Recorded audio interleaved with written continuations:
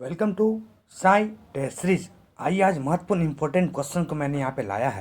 यानी बीपीएससी का एग्जाम देखा जाए ना, प्रीवियस क्वेश्चंस बहुत रिकॉल किए जाते हैं। इसी परिप्रेक्ष्य में मैंने देखा इस बार 2021 में बीपीएससी ने 2-3 एक्स्ट्रा एग्जाम लिए थे, जैसे project manager, auditor, BPSC LDC. तो इन सभी का जो साइंस का क्वेश्चन था वो काफ़ी इंपॉर्टेंट क्वेश्चन मुझे लगा। इन सभी क्वेश्चंस को मैं यहाँ पे लेकर आया है। यानी इस सीरीज में आपको ऑडिटर में जो 30 क्वेश्चन साइंस का पूछे गए थे और बीपीएससी एलडीसी जो 30 क्वेश्चन से पूछे साइंस का, ये 30-60 क्वेश्चन को मैंने यहाँ पे लाया है। और मुझे विश्वास है अभी जो बीपीएससी होने वाले हैं 67 बीपीएससी और सीडीपीओ, इनमें ये क्वेश्चन जरूर रिकॉल किए जाएंगे। और मुझे जहाँ तक उम्मीद है, क्योंकि मैंने देखा ऑडिटर का क्वेश्चन एलडीसी में रिपीट किए गए, बीपीएससी एलडीसी में बहुत सारे क्वेश्चंस रिपीट किए गए हैं। तो मुझे विश्वास है ये 60 क्वेश्चंस में इस बार बीपीएससी और सीडीपीओ में लगभग 10 से 12 क्वेश्चंस रिपीट किए जाएंगे। तो यहाँ पे जो क्वेश्चन आपको मिलेगा ना, ये ऑडिटर का 30 क्वेश्चंस हैं पहले, उसके बाद बीपीएससी एलडीसी का 30 क्वेश्चंस है साइंस का। सिर्फ साइंस का मैं यहाँ पे लाया हूँ क्योंकि साइंस बहुत इंपॉर्टेंट हो जाते हैं और 30 क्वेश्चन साइंस का पूछे जाते हैं। तो मुझे उम्मीद है ये 10 से 12 क्वेश्चन रिपीट करने की पूरी चांस होगी बीपीएससी में। आइए इन 60 क्वेश्चन को मैं यहाँ रिकॉल करता हूँ और ये सभी क्वेश्चन काफ़ी इंपॉर्टेंट है। आइए इन सभी क्वेश्चन को बारीकी से विश्लेषण करेंगे। जैसे देखा जाए, ये ऑडिटर पहले ऑडिटर है 1 से 30 तक, उसके बाद बीपीएससी एलडीसी आ जाएंगे। तो ऑडिटर क्वेश्चन को मैं रिकॉल करता हूँ। पूछा गया है हीरा की चमक का कारण क्या है। तो हीरा की चमक का कारण आपको पता होगा, ये पूर्ण आंतरिक परावर्तन के कारण हीरा चमकते हैं। इसमें 2-3 चीज याद रखनी है। पूर्ण आंतरिक परावर्तन से बहुत सारी चीज होते हैं, जैसे हीरा का चमकना हो गया, ऑप्टिकल फाइबर मृग मृच्छका का बनना, ये सभी पूर्ण आंतरिक परावर्तन से ही होता है। तो अपवर्तन, परावर्तन, व्यतिकरण, विवर्तन और पूर्ण आंतरिक परावर्तन, ये सभी क्वेश्चन पूछे जाते हैं। तो हीरा का चमकना जो है ना, इस क्वेश्चन का आंसर देखा जाए पूर्ण आंतरिक परावर्तन हो जाएंगे। आइए सेकंड नंबर क्वेश्चन को देखते हैं। क्या पूछा गया था एग्जाम में? पूछा गया है सेकंड नंबर क्वेश्चन में 2 नंबर बोला गया है, एक लड़का एक दर्पण के सामने 30 सेंटीमीटर की दूरी पर खड़ा है। वह अपना सीधा प्रतिबिंब देखता है जिसकी ऊंचाई उसकी वास्तविक ऊंचाई का 1/5 है। वो कौन सा दर्पण, यानी पूछा गया इसमें कौन से दर्पण की बात की गई है? उत्तल दर्पण की बात की गई है। उत्तल दर्पण हो जाएंगे। उत्तल दर्पण के बारे में 2-3 चीजें याद रखिएगा। सबसे पहले, उत्तल दर्पण से हमेशा जो प्रतिबिंब बनते हैं ना, सीधा बनते हैं और छोटा बनता है।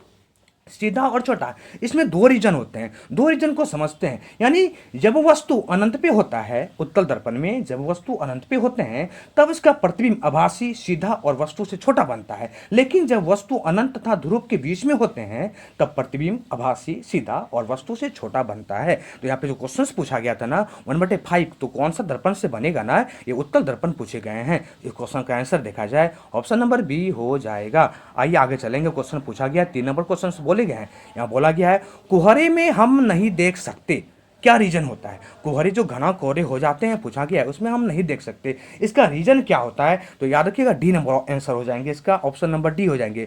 कोहरे की बूंदे द्वारा प्रकाश परिकिरणित हो जाता है। कोहरे की बूंदे के द्वारा प्रकाश परिकिरणित हो जाता है। यानी इस क्वेश्चन का आंसर देखा जाए ऑप्शन नंबर डी हो जाएगा। आइए 4 नंबर क्वेश्चन को देखते हैं। 4 नंबर क्वेश्चन पूछा गया है।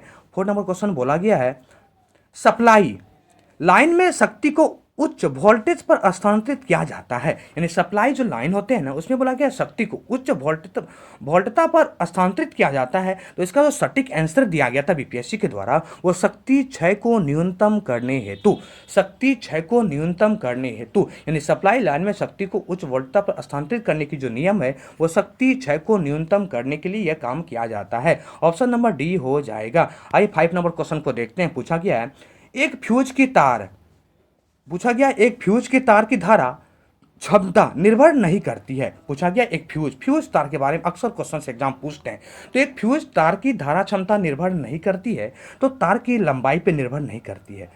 तार की लंबाई पे निर्भर नहीं करता है। फ्यूज तार जैसे आता है ना, आपको पता होगा ये फ्यूज तार जो होते हैं तांबा, टीन, शीशा, इन सभी मिश्र धातु का यह बना होता है। तो यहाँ क्वेश्चन जो पूछा गया था, एक फ्यूज तार की धारा क्षमता निर्भर नहीं करती है, तो इसके लंबाई पर निर्भर नहीं करती है, लंबाई पर निर्भर नहीं करती है। ऑप्शन 1 हो जाएगा। आइए 6 नंबर क्वेश्चन में देखते हैं क्या पूछा गया था।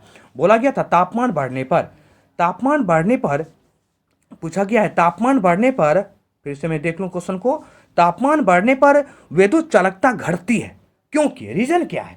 यानी तापमान जो है उनके बढ़ने पर धातु की विद्युत चालकता घटती है, रीजन क्या है? तो इसका जो सटीक आंसर होगा ना, तापमान बढ़ने से इलेक्ट्रॉन की ऊर्जा बढ़ती है, यानी तापमान बढ़ने से इलेक्ट्रॉन की ऊर्जा बढ़ती है, इसीलिए तापमान बढ़ने पर धातु की विद्युत चालकता घटती है। दोनों को समझने का प्रयास कीजिएगा। यानी तापमान बढ़ने से इलेक्ट्रॉन की ऊर्जा बढ़ जाती है, इसीलिए तापमान बढ़ने पर धातु की विद्युत चालकता घटती है। यानी इसको सटीक आंसर देखा जाए ना, तो इस क्वेश्चन का आंसर जो हो जाएंगे ऑप्शन नंबर 1 हो जाएगा। आइए आगे 7 नंबर क्वेश्चन को देखते हैं, क्या पूछा गया था। ऑडिटर एग्जाम में पूछा गया था 7 नंबर क्वेश्चन में, सभी चुंबकीय पदार्थ अपने चुंबकीय गुण खो देता है।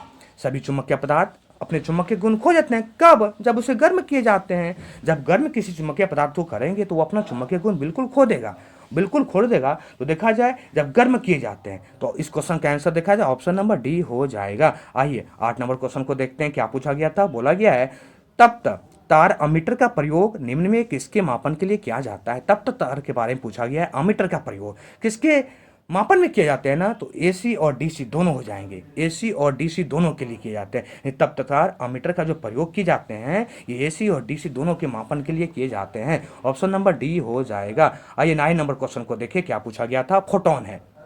फोटोन क्या है? तो फोटोन देखा जाए प्रकाश ऊर्जा का एक कांटा है, प्रकाश ऊर्जा का एक कांटा, यानी इस क्वेश्चन को देखा जाए तो आंसर 1 हो जाएंगे। फोटोन क्या है? प्रकाश ऊर्जा का कांटा। कांटा एक वर्ड आया है ना, कांटा मतलब होता है बंडल, बंडल समझते होंगे आप लोग, तो बंडल होता है, ये कांटा मतलब होता है, ठीक है। और आपको पता होगा फोटोन का दरमियान हमेशा शून्य होता है। तो इस क्वेश्चन में देखा जाए फोटोन पूछे गए, तो फोटोन का प्रकाश का ऊर्जा एक कांटा है, यानी इस क्वेश्चन का आंसर देखा जाए ऑप्शन नंबर 1 हो जाएगा। आइए 10 नंबर क्वेश्चन को रिकॉल करें, क्या पूछा गया है। बोला गया 10 नंबर क्वेश्चन में रेडियो सक्रियता दर्शाने वाला हल्का तत्व कौन सी है। तो रेडियो सक्रियता दर्शाने वाला सबसे हल्के जो तत्व होते हैं ना, वो ट्राइटियम है। ट्राइटियम याद रखनी है, ट्राइटियम है, ये रेडियो सक्रियता दर्शाने वाला सबसे हल्के तत्व है। इसके बारे में एक चीज समझिएगा, यानी हाइड्रोजन का एकमात्र ऐसा रेडियो सक्रिय तत्व है ट्राइटियम, यानी हाइड्रोजन का एकमात्र रेडियो सक्रिय समस्थानिक है ये ट्राइटियम, जो हल्का तत्व होता है, जो रेडियो सक्रियता का हल्का तत्व होता है। यानी इस क्वेश्चन का देखा जाए सटीक आंसर ट्राइटियम हो जाएंगे। ट्राइटियम, क्योंकि आपको पता होगा आवर्त सारणी में सबसे हल्का तत्व कौन सा है, तो हाइड्रोजन है ना। आवर्त सारणी में सबसे हल्के तत्व कौन है, हाइड्रोजन है, इसीलिए हाइड्रोजन का एक समस्थानिक जाने जाते हैं ट्राइटियम, जो रेडियो सक्रियता दर्शाने वाले सबसे हल्के तत्व होते हैं। ऑप्शन नंबर सी हो जाएगा। आइए 11 नंबर क्वेश्चन को रिकॉल कर दें, पूछा गया है भारत में पाए जाने वाले टाइटेनियम युक्त खनिज कौन सा है। यानी भारत में पाए जाने वाले टाइटेनियम युक्त सबसे अधिक जो खनिज है ना, वो आंसर जो दिया गया था बीपीएससी के द्वारा एल्मेनाइड, एल्मेनाइड, एल्मेनाइड याद रखिएगा, काफी इंपॉर्टेंट है। यहाँ एक वर्ड आया था टाइटेनियम। टाइटेनियम आपको पता होगा एक चमकदार चांदी की तरह ये चमकदार एक धातु होता है। और बोला गया भारत में पाए जाने वाला सबसे टाइटेनियम युक्त खनिज कौन सा है, तो एल्मेनाइड। इस क्वेश्चन का आंसर देखा जाए ऑप्शन नंबर डी हो जाएगा। आइए आगे क्वेश्चन को रिकॉल करते हैं। 12 नंबर क्वेश्चन क्या पूछा गया था। बोला गया है किस एंजाइम की उपस्थिति में ग्लूकोज या फ्रुक्टोज, किस एंजाइम की उपस्थिति में ग्लूकोज या फ्रुक्टोज C2H5OH में परिवर्तित होता है ना, ये जैमेज, जैमेज। और ये जो ऑडिटर में पूछा गया, फिर से एलडीसी में भी ये क्वेश्चन रिपीट किया गया। आप अभी एलडीसी में बताऊंगा, देखिएगा वहाँ ये क्वेश्चन पूछे गए जैमेज। और बिहार एसआई मेंस में भी ये क्वेश्चन पूछा गया था, बहुत बार ये क्वेश्चन को रिपीट किया गया है। तो किस एंजाइम की उपस्थिति में ग्लूकोज या फ्रुक्टोज C2H5OH में परिवर्तित होता है, तो जैमेज हो जाएगा। जैमेज याद रखने काफी इंपॉर्टेंट है। इस क्वेश्चन का आंसर ऑप्शन नंबर बी हो जाएंगे। 30 नंबर क्वेश्चन देखिए, क्या पूछा गया था। बोला गया 30 नंबर क्वेश्चन में जिलेटिन का बहुधा उपयोग आइसक्रीम बनाने में क्यों किया जाता है। आइसक्रीम जो खाते होते हैं ना, इसमें जिलेटिन का प्रयोग किया जाता है। बोला गया क्यों किया जाता है, तो कोलाइडों को अस्थायी करने में तथा क्रिस्टल बनाने में रोकने में देखा जाए, कोलाइड को अस्थायी करने में तथा क्रिस्टल बनने के रोकने में देखा जाए, आइसक्रीम बनाने में जिलेटिन का बहुधा का प्रयोग किया जाता है, जिलेटिन का प्रयोग किए जाते हैं। ऑप्शन नंबर बी हो जाएगा। आइए आगे क्वेश्चन को देखें, क्या पूछा गया था। बोला गया निम्न में कौन सा एक कोलाइड नहीं है। कोलाइड काफी बार एग्जाम में पूछा गया ये क्वेश्चन है, यानी इस क्वेश्चन का आंसर क्या, घी। घी कोलाइड नहीं है, याद रखिएगा, घी बिल्कुल कोलाइड नहीं होता है। इसमें जितने भी हैं और अन्य कोलाइड हैं, बट यहाँ पे घी बिल्कुल कोलाइड नहीं है, याद रखने काफी इंपॉर्टेंट है। ऑप्शन नंबर सी हो जाएगा। आइए आगे चलते हैं क्वेश्चन में। दो रंगहीन गैसों को मिश्रित करने पर गहरे भूरे रंग की गैस बनती है। पूछा गया है दो रंगहीन गैसों को मिश्रित करने पर गहरे भूरे रंग की गैस बनती है, ये दो रंगहीन गैस कौन सी है। तो याद रखनी है, ये दो रंगहीन जो गैस है ना, NO और O2 है, NO और O2, यानी इस क्वेश्चन का आंसर देखा जाए ऑप्शन नंबर सी हो जाएगा। काफी इंपॉर्टेंट क्वेश्चन है ये सभी। आइए 60 नंबर क्वेश्चन में देखें क्या पूछा गया। 60 नंबर क्वेश्चन बोला गया है, निम्न में किसका क्वथनांक सबसे अधिक होता है।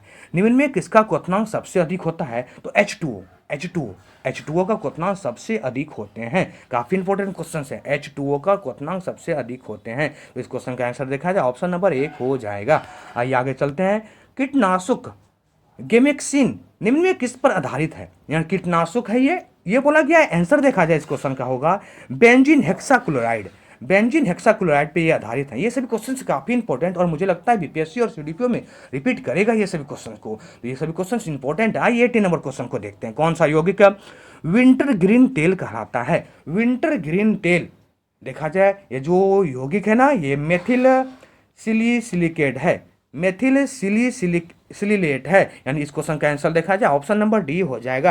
यानी ऐसे समझिएगा, जो मेथिल सिलिसिलेट है ना, इसका उपयोग जो है चिलगम उलगम खाते हैं ना, चिलगम खाते हैं, टूथपेस्ट भी देखिएगा कभी कभी मीठा लगता है। चिलगम मीठा लगने का कारण क्या है, टूथपेस्ट जो कभी कभी देखिएगा खाइएगा तो मीठा लगेगा, यही चीज़ मिलाए जाते हैं। मेथिल सिलिसिलेट मिलाने के बाद चिलगम हो गया या फिर टूथपेस्ट हो गया, ये सभी मीठा लगने लगता है। तो मीठा बनाने के लिए ये चीज़ मिलाए जाते हैं, इसको विंटीग्रेन तेल भी कहा जाता है। ऑप्शन नंबर इसका डी हो जाएगा। आइए 90 नंबर क्वेश्चन में चलते हैं। पूछा गया यूरिया के बारे में बोला गया है, यूरिया की पहचान की जा सकती है। तो इसका जो आंसर सटीक दिया गया बीपीएससी ने, ब्यूरिएट परीक्षण के द्वारा, बाईयूरेट परीक्षण के द्वारा यूरिया की पहचान की जाती है। बाईयूरेट परीक्षण के द्वारा बोला गया था, इसकी पहचान की जाती है यूरिया का। तो इस क्वेश्चन का आंसर देखा जाए ऑप्शन नंबर 1 हो जाएगा। आइए आगे क्वेश्चन में चलते हैं। पूछा गया है आजकल सर्वाधिक प्रचलित और सुरक्षित शक्कर समझ रहे होंगे, शक्कर का विकल्प कौन सा है, यानी सबसे प्रचलित और सबसे सुरक्षित शक्कर का जो वो दिया गया है ना, यानी ये शक्कर जो होते हैं ना, ये ऑप्शन नंबर बी हो जाएगा, एस्पार्टम। ये एस्पार्टम जो है ना, ये सुक्रोज से 100 गुना अधिक मीठा होता है। याद रखिएगा, ये सुक्रोज से 100 गुना अधिक मीठा होता है और ये सबसे सुरक्षित और सबसे प्रचलित शक्कर में एक आता है, जिसका नाम है एस्पार्टम। याद रखनी है, सुक्रोज जानते हो सबसे मीठे होते हैं, उससे भी 100 गुना मीठा होता है ये एस्पार्टम, जो सबसे प्रचलित और सबसे अच्छे विकल्प में आते हैं ये सुक्रोज में, एस्पार्टम। क्वेश्चन का आंसर देखा जाए ऑप्शन नंबर बी हो जाएगा। सभी क्वेश्चन बहुत इंपॉर्टेंट पूछे गए थे ऑडिटर में। आइए इसको रिकॉल करते हैं। थैलेसीमिया एक अनुवांशिक रोग है जो कि प्रभावित करता है, थैलेसीमिया जो प्रभावित करते हैं रक्त को ये प्रभावित करते हैं, यानी थैलेसीमिया रक्त को प्रभावित करता है। क्वेश्चन का आंसर देखा जाए ऑप्शन नंबर 1 हो जाएगा। आइए 22 नंबर क्वेश्चन को रिकॉल करें। क्या पूछा गया, बोला गया एंटीमीबा हिस्टोलिका, बहुत बार ये क्वेश्चन पूछे गए, संक्रामक अवस्था होती है, किसकी होती है, तो परिपक्व पूटी की होती है। परिपक्व पूटी यानी एंटामीमा हिस्टोलिका परिपक्व पुटी की होती है, ये संक्रामक अवस्था। ऑप्शन नंबर बी हो जाएगा। आइए 23 नंबर क्वेश्चन को रिकॉल करूं। पूछा गया निम्न में कौन सा सत्य उभयचर जंतु नहीं है। उभयचर पूछा गया है, उभयचर मतलब जानते हैं पानी जल स्थल सभी में, लेकिन यहाँ पे जो क्वेश्चन पूछा गया है ना, सत्य उभयचर जंतु नहीं है, कछुआ हो जाएगा, कछुआ। अब सोचते होंगे कछुआ तो जमीन पे भी रहता है, पानी में भी रहता है, लेकिन ऐसे समझिएगा, जमीन के साथ साथ पानी में भी रहने के कारण कछुआ को उभयचर जंतु में नहीं शामिल किया गया है। पानी और स्थल पर रहने के कारण भी कछुआ को देखा जाए उभयचर जंतु में शामिल नहीं किया गया है, यानी क्वेश्चन का आंसर देखा जाए ऑप्शन नंबर 1 हो जाएगा। बाकी सभी देखा जाए उभयचर में आते हैं, लेकिन कछुआ नहीं आता है, इसे अलग जंतु में रखा गया है। आइए 24 नंबर क्वेश्चन को देखें। पूछा गया है निम्न में कौन सा एक ऐसी प्राणी है जिसमें रक्त नहीं होता परंतु श्वास करता है। हाइड्रा बहुत बार ये क्वेश्चन से एग्जाम पूछा है। हाइड्रा देखा जाए एक कोशिकीय प्राणी है जिसमें रक्त नहीं होता, ऐसे समझिएगा, हाइड्रा एक कोशिकीय प्राणी है बट इसमें रक्त नहीं होता परंतु ये शोषण करता है। तो इस क्वेश्चन का आंसर देखा जाए हाइड्रा हो जाएगा। आइए 25 नंबर क्वेश्चन को देखें क्या पूछा गया है। 25 नंबर क्वेश्चन ऑडिटर में 30 क्वेश्चन पूछे गए थे साइंस से, और बीपीएससी भी 30 पूछता है, और एलडीसी भी जो लिया एग्जाम अभी ना, उसमें भी 30 क्वेश्चन पूछा गया। आइए 25 नंबर, ये सभी अभी ऑडिटर का क्वेश्चन चल रहा है। दीमक की आंत में सेल्यूलोज को पचाने के लिए निम्न में क्या उपस्थित होता है। दीमक की आंत में प्रोटोजोआ इस क्वेश्चन का आंसर हो जाएगा। दीमक की आंत में सेल्यूलोज को पचाने के लिए प्रोटोजोआ का उपयोग होते हैं, ठीक है। क्वेश्चन का आंसर ऑप्शन नंबर 1 हो जाएगा। पक्षी अपनी नाइट्रोजन युक्त बेकार पदार्थ को किस रूप में उत्सर्जित करता है? तो यूरिक अम्ल के रूप में उत्सर्जित करते हैं। यूरिक अम्ल याद रखिएगा, पक्षी अपने बेकार जो नाइट्रोजन युक्त बेकार पदार्थ होते हैं ना, यूरिक अम्ल के रूप में इसे उत्सर्जित कर देता है। क्वेश्चन का आंसर देखा जाए ऑप्शन नंबर डी हो जाएगा। 27 नंबर को रिकॉल करें, पूछा गया है नारियल के फल का फैलाव होता है, और यह क्वेश्चन ऑडिटर पूछा और एलडीसी भी रिपीट कर दिया। प्रोजेक्ट मैनेजर में भी देखा जाए 1-2 साइंस पूछे तो वहां भी रिपीट किया गया था। तो ये सभी क्वेश्चन काफी इंपॉर्टेंट है। नारियल के फलों का जो फैलाव होता है ना, मेसोकार्प हो जाएगा आंसर, मेसोकार्प के द्वारा, यानी ऑप्शन नंबर 1 हो जाएंगे। आइए 28 नंबर क्वेश्चन को देखते हैं क्या पूछा गया था।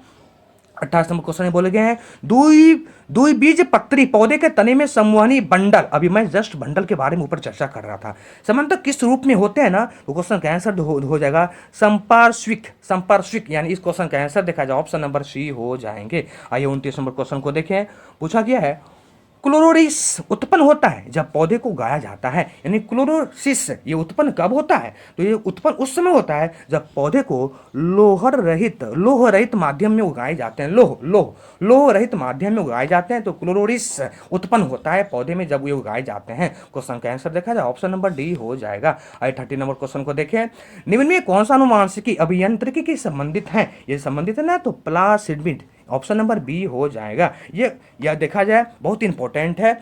ये सभी क्वेश्चन जो था, ये 30 जो क्वेश्चन से 1 से 30 ऑडिटर पूछा गया था। ऑडिटर जो अभी एग्जाम हुआ ना, अब मेंस का फॉर्म भी भरा रहे हैं, मेंस का रिजल्ट भी आ गया और फॉर्म भरा रहे हैं, तो ये सभी ऑडिटर का पीटी क्वेश्चन था, और मुझे विश्वास है यहाँ से क्वेश्चन बिल्कुल बीपीएससी और डीपीओ में रिपीट करेगा। आइए ये ऑडिटर का हो गया, अब बीपीएससी एलडीसी को देखते हैं। बीपीएससी एलडीसी में भी मैंने 30 क्वेश्चन को लाया, ये सभी साइंस के ही क्वेश्चन मिलेंगे, ठीक है, ये सभी साइंस के ही क्वेश्चन मिलेंगे। आइए बीपीएससी एलडीसी को बारीकी से विश्लेषण करते हैं। तो यहाँ पूछा गया सबसे पहले बीपीएससी में बीज के द्वारा पूछा गया, बीज के द्वारा पौधे बनाने वाला भाग, बीज के द्वारा भविष्य में पौधे बनाने वाले भाग होता है, ये जो होते हैं ना बीज पत्र होते हैं, यानी बीज के द्वारा भविष्य में पौधे बनाने वाले भाग जो होते हैं बीज पत्र होते हैं, याद रखिएगा काफी इंपॉर्टेंट है। आइए 2 नंबर क्वेश्चन को देखते हैं कि आप 102 में पूछा गया था, निम्न में कौन से ऊर्जा खाद्य पदार्थ हैं? तो कार्बोहाइड्रेट और वसा हो जाएगा। कार्बोहाइड्रेट और वसा जो है ना, ये खाद्य पदार्थ में आते हैं। आइए आगे क्वेश्चन को देखते हैं, फफूंदी के पोषण में विधि होती है। फफूंदी के पोषण में बोला गया विधि होती है, ये जो विधि होती है फफूंदी के पोषण में स्वपोषी पोषण होते हैं, ये स्वपोषी पोषण होते हैं। क्वेश्चन का आंसर देखा जाए ऑप्शन नंबर सी हो जाएंगे। आइए 104 में क्या पूछा गया था, देखिए कोशिका के किस भाग में ग्लाइकोलाइसिस, देखिए ये ऑडिटर में भी पूछा गया था, इसमें रिपीट कर दिया ये, यानी एलडीसी में भी रिपीट किया गया ये क्वेश्चन को। माइटोकॉन्ड्रिया क्या हो जाएंगे? माइटोकॉन्ड्रिया। कोशिका के किस भाग में ग्लाइकोलाइसिस की क्रिया होती है? तो माइटोकॉन्ड्रिया में होता है, ऑप्शन नंबर सी हो जाएगा। आइए 105 नंबर क्वेश्चन को रिकॉल करें, पूछा गया है पत्तियों में उपस्थित उस छिद्र के नाम लिखिए जिनके द्वारा श्वसन क्रिया में गैसों का आदान प्रदान होता है।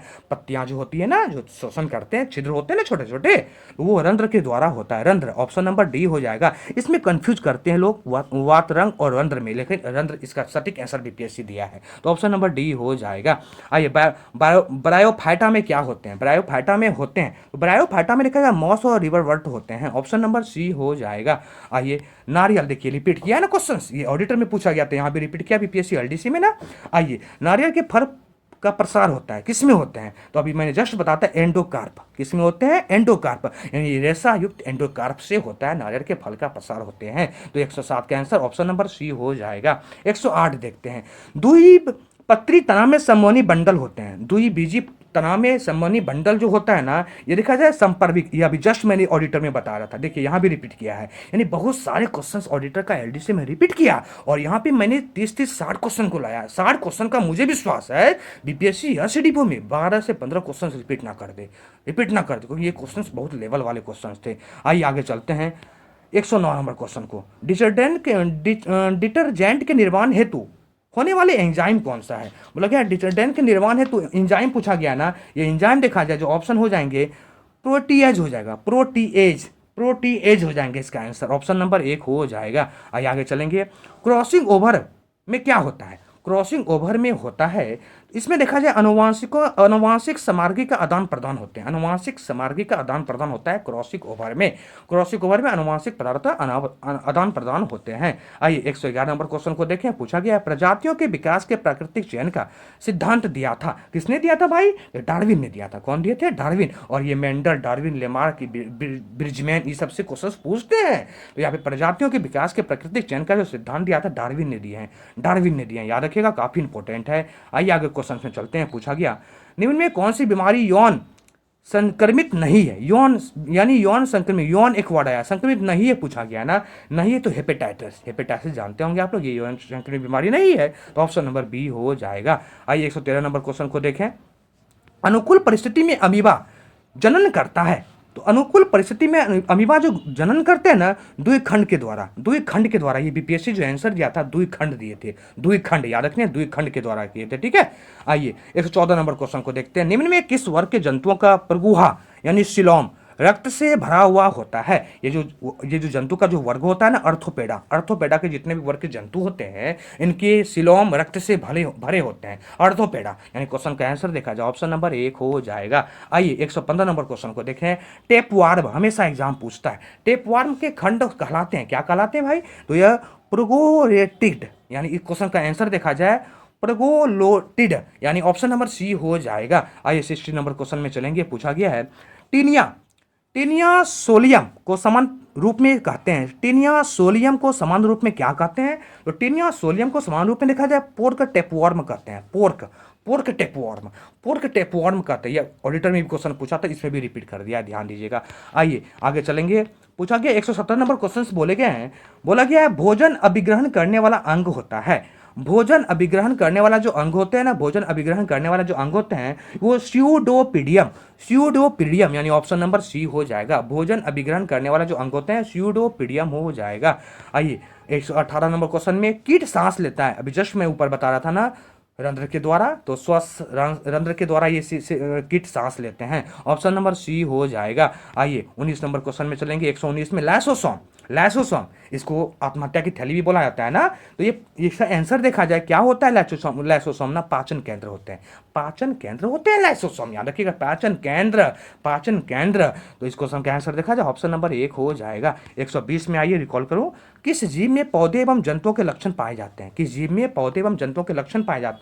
ये जो जीव है ना, याद रखिएगा, यह जीव है यूग्लिना में देखा जाए पौधे और जंतुओं के लक्षण पाए जाते हैं, तो ऑप्शन नंबर सी हो जाएगा। आइए आगे चलेंगे। 121 नंबर क्वेश्चन। रबर को सल्फर के साथ गर्म करने को क्या कहते हैं? रबर को सल्फर के साथ जो गर्म करते हैं ना, वल्केनाइजेशन कहते हैं। बहुत इंपॉर्टेंट क्वेश्चन से याद रखिएगा, रबर को सल्फर के साथ जो गर्म करते हैं वल्केनाइजेशन कहा जाता है, ऑप्शन नंबर बी हो जाएगा। आइए 122 नंबर क्वेश्चन में देखें। निम्न में कौन सा रासायनिक रूप से सर्वाधिक सक्रिय तत्व है? सर्वाधिक सक्रिय तत्व जो देखा जाए ना, फ्लोरीन हो जाएंगे इसका answer, BPSC option number B और आंसर दिए थे।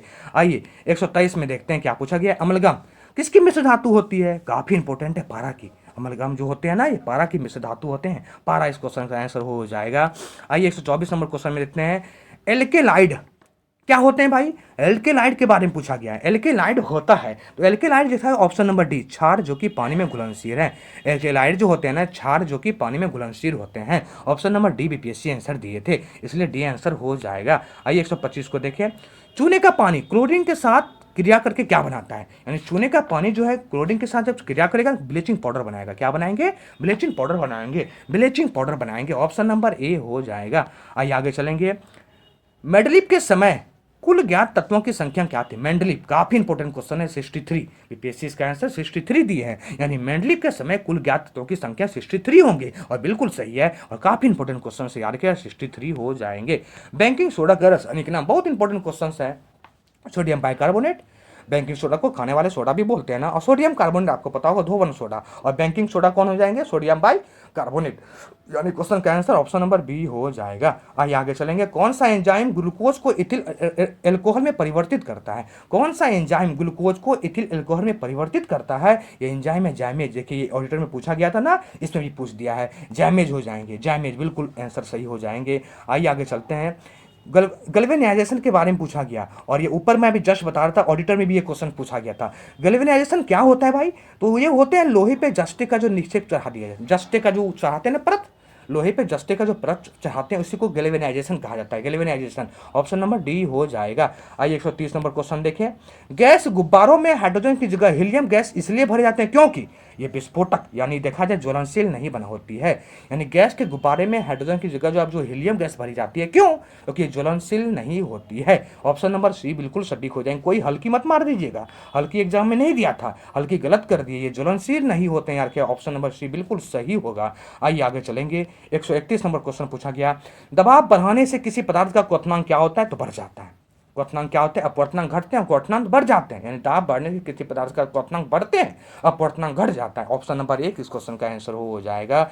आइए 132 में खगोलीय दूरी मापने की इकाई क्या है? तो खगोलीय दूरी मापने की इकाई प्रकाश वर्ष हो जाते हैं। ऑप्शन नंबर एक बिल्कुल सही हो जाएगा। प्रकाश वर्ष खगोलीय दूरी की मापने की इकाई हो जाते हैं। आइए 133 नंबर क्वेश्चन को देखते हैं।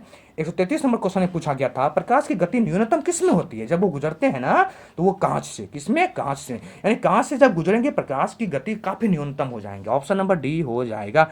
आइए 134 नंबर क्वेश्चन को रिकॉल करें। किस ट्यूब लाइट में चौक लगाने का उद्देश्य होता है? यानी किसी ट्यूब लाइट में जो चौक लगते हैं, चौक देखे होंगे ना, चौक जो होते हैं वो क्यों लगाए जाते हैं? तो ये लगाए जाते हैं ना उच्च वोल्टेज को प्रेरित करता है ये। यानी जो चौक लगाते हैं ये उच्च वोल्टेज को प्रेरित करता है। यानी ऑप्शन देखा जाए ऑप्शन नंबर एक हो जाएगा। किसी ट्यूब में चौक जो लगते हैं उच्च वोल्टेज को प्रेरित करता है। आइए आगे चलेंगे। 135 में पूछा गया था बरसात की बूंदें गोलाकार क्यों होती है? तो सतही तनाव यानी पृष्ठ सरफेस टेंशन जानते होंगे, सतही सरफेस टेंशन के कारण होते हैं। ठीक है। आइए 126 नंबर क्वेश्चन को देखते हैं।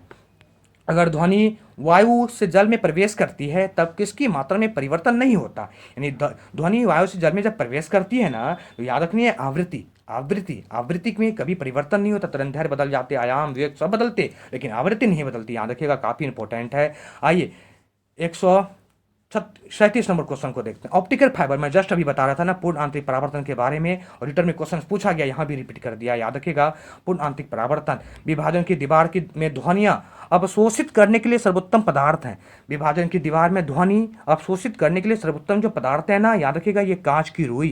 बीपीएससी ऑप्शन जो दिए है ना सटीक इसका कांच की रुई दिया है, इसलिए याद रखनी है कांच की रुई। और इंपॉर्टेंट क्वेश्चन है, कहीं रिपीट ना कर दे, ध्यान दीजिएगा। आइए 139 में देखते हैं।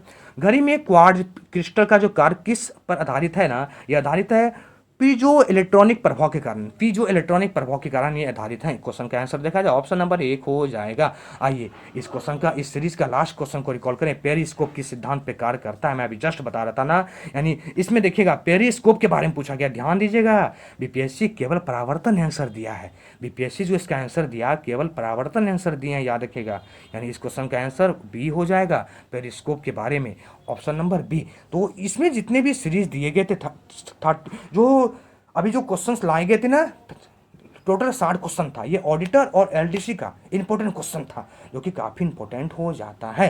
यानी ऑडिटर का 30 क्वेश्चन और एलडीसी का 30, इसको बिल्कुल रिकॉल करें और इन्हें याद करने का प्रयास करें। बीपीएससी और सीडीपीओ में मुझे लगता है 12 से 15 क्वेश्चन रिपीट ना कर दे, तो ये सभी काफ़ी इंपॉर्टेंट क्वेश्चन थे। आपको यह सीरीज कैसा लगा आप जरूर कमेंट करें।